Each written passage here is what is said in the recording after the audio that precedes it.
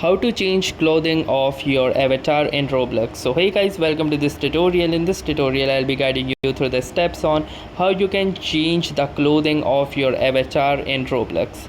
So in order to start, the first thing that you will need to do is simply launch your Roblox application and then click onto this avatar option at the bottom. And once you will do this, you will see an interface like this, and from here, in order to change the clothing of your avatar, you need to click on this clothing tab from the bottom, and then from here you can choose the different clothes that you want to change, which includes shirts, t-shirts, sweaters and jackets as well. So let's say if I want to switch the t-shirt of this avatar, I can simply choose a new t-shirt. Let's say this one. Since this is a free one, I can get it without spending any Robux or any real money.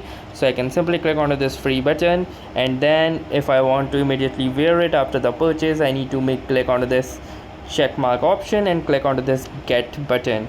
And once I will do this, you can see that my character is now wearing this particular t-shirt.